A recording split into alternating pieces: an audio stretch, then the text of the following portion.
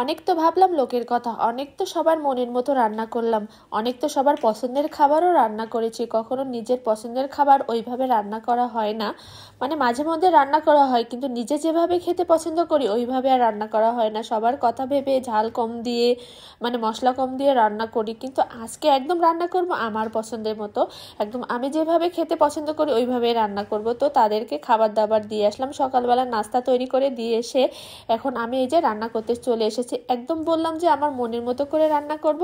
তো তেলের ওপরে ঝাল, তারপরে এলাচ আর তেজপাতা, গরম মশলা দিয়ে একটু ভালো করে ভেজে নিয়ে এখন এই যে পেঁয়াজ কুচি দিয়ে দিয়েছি। পেঁয়াজ কুচিটা আমি বেশি ব্রাউন কালার করব না, জাস্ট ব্রাউন কালার আসবে এমন মুহূর্তে আমি পেঁয়াজটার ওপরে দিয়ে দিয়েছি রসুন বাটা। রসুন বাটাটা বেশ কিছুক্ষণ নাড়াচাড়া করে ভালো করে কষিয়ে নিয়ে একটু ভেজে নিয়ে এখন দিয়ে দেব আদা বাটা। তো আদা বাটাটাও সেম অবস্থায় ভালো করে কষিয়ে নিয়ে তারপরে দিয়ে দেব জিরা বাটা।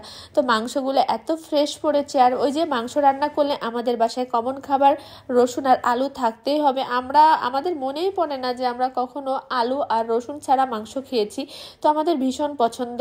এখন এই যে জিরা বাটাটা দিয়ে সুন্দর করে মশলাটাকে কষিয়ে নিব।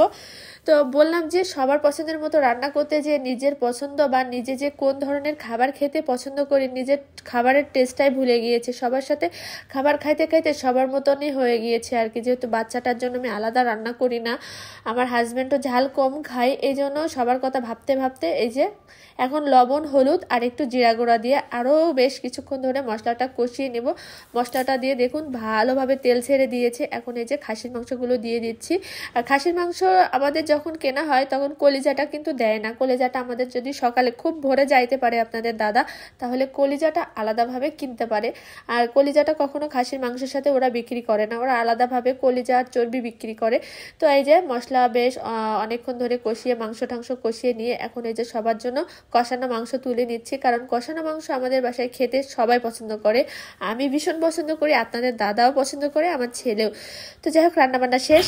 তো বন্ধুরা রান্নাবান্না শেষ করে খাবার খেতে বসে গেলাম। আর এরকম চর্বিযুক্ত মাংস আমার ভীষণই ভালো লাগে।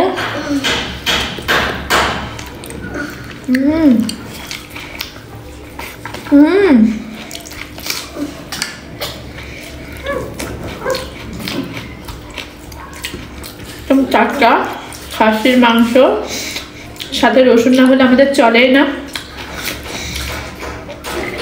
ভীষণ মজা, এর সাথে কোনো ভাগ হবে না। দেখুন এরকম ধরনের মাংস আমার ভীষণ পছন্দ।